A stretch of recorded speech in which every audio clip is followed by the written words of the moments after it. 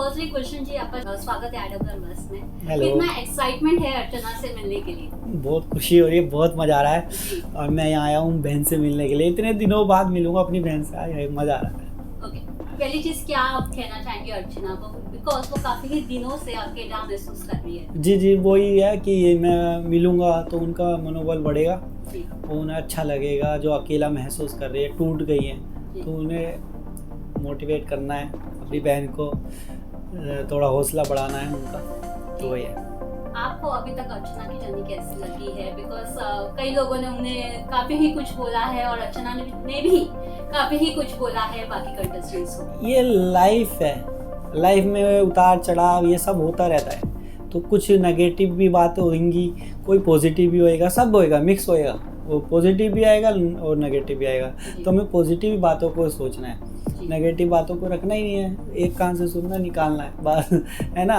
तो और वो सीखने के लिए होता है, जो नेगेटिव बात भी है उससे भी हम सीख ही रहे हैं। तो वो कोई ऐसा नहीं है कि हम बुरा मान के बैठ जाएं, यार ये क्यों करा, क्या हुआ, तो ऐसा नहीं है। वो चीज़ें भी हमें सीखने को मिल रही है। वो नेता है तो नेता हमेशा सबकी बातें सुनता है, तो ये है। पर वो सुनती कम है और अपना राय सबको ज्यादा देती है। राय कहाँ देती है, वो जो बोलती है बिल्कुल सेम सही तो करती हैं। जो आप चीज़ें करते हैं, खाने वाने का भी रहता है, वो तो कौन सा उन्होंने गलत किया, हमेशा सही तो बोलती है, सही चीज़ तो करती हैं। वो सही बोलती है, लेकिन उसका तरीका काफी ही गलत तरीका कहाँ गलत होता है, बाकी तो सारे चढ़ने आ जाते हैं, बाकी सब तो इतने बुरा बुरा बोलते हैं, वो तो नहीं बोलती है कि तुम क्यों चढ़ जाओ, दूसरे को तो नहीं बोलती वो, है ना। या तो भाई तुम फिर तो अगर जब तुम चढ़ने की हिम्मत रखते हो सारे एक साथ, तो फिर थोड़ा सुनने की भी हिम्मत रख लो।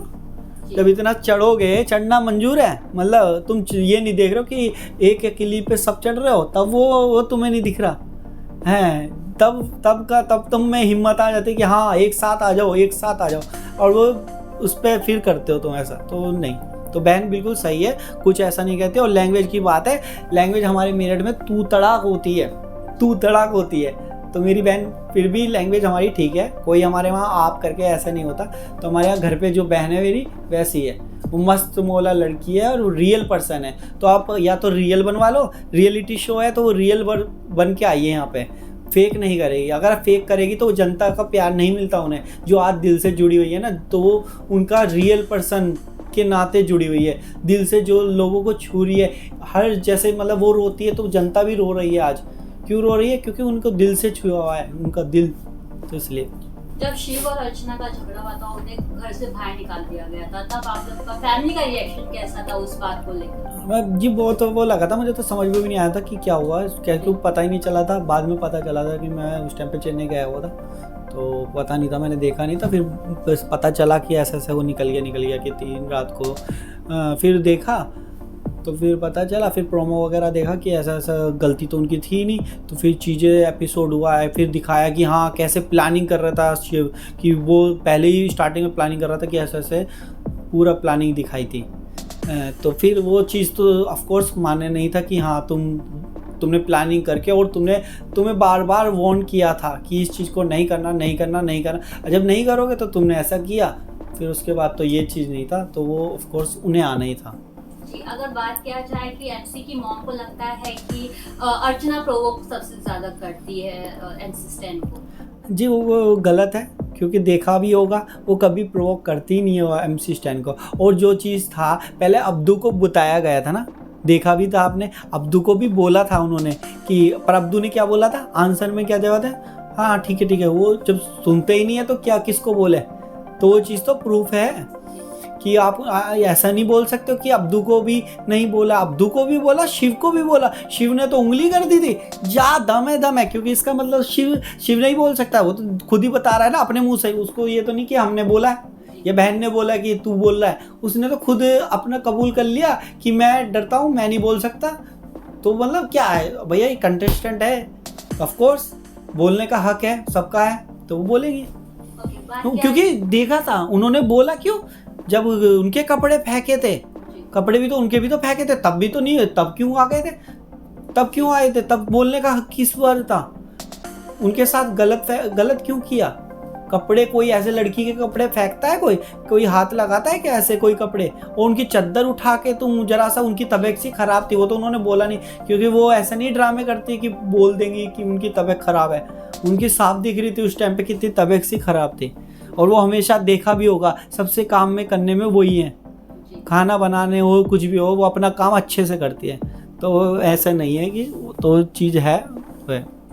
अगर बात किया जाए सभी को, अर्चना और प्रियंका की दोस्ती काफी ही पसंद आ रही थी, लेकिन अर्चना और प्रियंका का झगड़ा हो गया है। प्रियंका काफी ही कोशिश करती है, लेकिन अर्चना कहीं ना कहीं उनको कुछ ऐसे वर्ड्स बोल देती है पर्सनल होकर कि वो एक्सेप्ट नहीं कर पाते हैं। प्रियंका जी, प्रियंका की दोस्ती रियल थी ही नहीं, प्रियंका रियल थी ही नहीं, क्योंकि बहन ने दोस्ती निभाई है। वो पहले क्या था क्या नहीं था मुझे नहीं पता, बट मैं नहीं मान सकता कि प्रियंका की रियल दोस्त है, क्योंकि बहन ने हमेशा सपोर्ट किया है। अब एक दो बार के लेके अगर दोस्ती होती ना तो एक दो बार पे ऐसा नहीं होता, क्योंकि उन्होंने तो पूरा प्रूफ किया था और वो उनका नेचर ही था। अगर हम दोस्त समझते हैं ना किसी को तो ऐसे नहीं कि करते, चाहे कुछ भी लड़ाई होती है ये होती है साथ देते ही हैं, भले ही तू वो चलता है, हाँ कुछ भी होता है लड़ाई झगड़ा, बट उनने हमेशा मतलब वो नहीं किया था।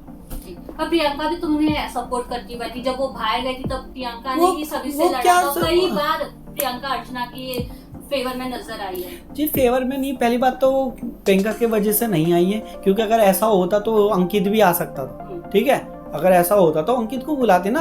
तो ये बोलना गलत है कि वो प्रियंका की वजह से आई है, जो कोई बोलता भी है। तो मेरा पहला आंसर है प्रियंका की वजह से नहीं आई, ये जनता की वजह से आई है, जनता की बदौलत आई है, क्योंकि जनता इतना प्यार कर रही है, जनता दिल से प्यार कर रही है, उनकी बदौलत है।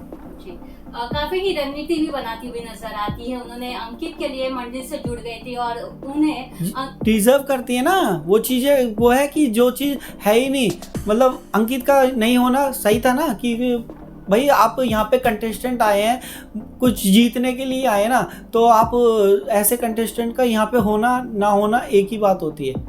तो क्योंकि यहाँ पे डिजर्व वो करता है जो कुछ कर रहा है और जो मतलब अपनी मेहनत से कर रहा है, मतलब अच्छा ही कर रहा है, तो वो डिजर्व करता है आगे बढ़ना।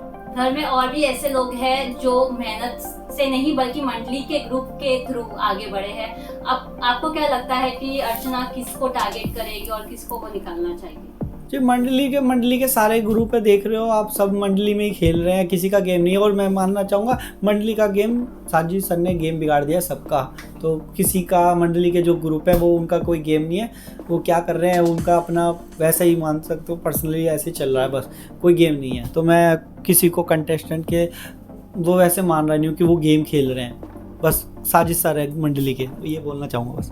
लास्टली अर्चना के लिए क्या स्पेशल मैसेज होगा या एक सीख आप देना चाहोगे अंदर? बस कहूँगा कि अच्छा खेल रही है और जो बोल रहे भी है ना समझना है और उनको सुनना है बस, और अपना करते रहना है। Thank you so much and all the best. आप भी घर पे जाने वाले हैं। Thank you so much, thank you, और थैंक यू जनता को बहुत सारा प्यार, थैंक यू सपोर्ट के लिए, थैंक यू प्यार करने के लिए।